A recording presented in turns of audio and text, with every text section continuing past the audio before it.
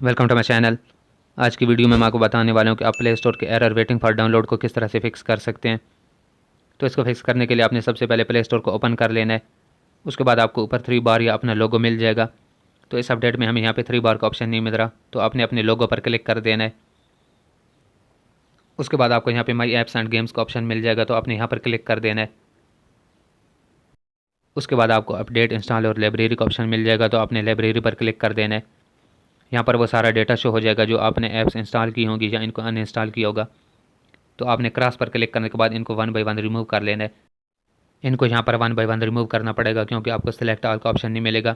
तो इसमें आपका बहुत ज़्यादा टाइम लग जाएगा अगर आपके पास ये डेटा बहुत ज़्यादा होगा। तो इस सबको क्लियर करने के बाद आपने इसको बैक कर लेना है। उसके बाद आपने अगेन अपने लोगो पर क्लिक कर देना है। उसके बाद नीचे आपको सेटिंग का ऑप्शन मिल जाएगा, तो आपने यहाँ पर क्लिक कर देना है। उसके बाद जनरल पर क्लिक कर देना है। यहाँ पे आपको ऐप डाउनलोड प्रेफरेंस का ऑप्शन मिलेगा, तो आपने यहाँ पर क्लिक कर देना है।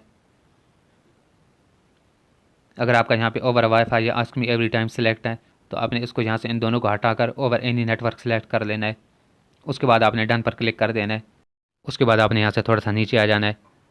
यहाँ पे आपको क्लियर लोकल सर्च हिस्ट्री का ऑप्शन मिल जाएगा, तो आपने यहाँ पर क्लिक कर देना है और अपनी हिस्ट्री को यहाँ से क्लियर कर लेना है। उसके बाद आपने यहाँ से इसको बैक कर लेना है। तो बैक करने के बाद आपने अपने मोबाइल फ़ोन की सेटिंग्स को ओपन कर लेना है। उसके बाद आपने यहाँ से ऐप्स को फाइंड कर लेना है। उसके बाद आपने अपनी ऐप्स पर क्लिक कर देना है। तो यहाँ पर वो सारी ऐप्स शो हो जाएंगी जो आपके पास इंस्टॉल हैं।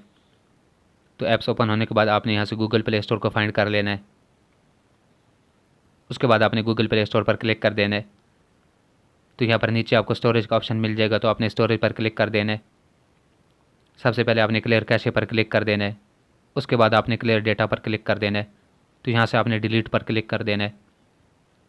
उसके बाद आपने इसको बैक कर लेना है। ऊपर आपको 3 डॉट का ऑप्शन मिल जाएगा, तो आपने 3 डॉट पर क्लिक कर देना है।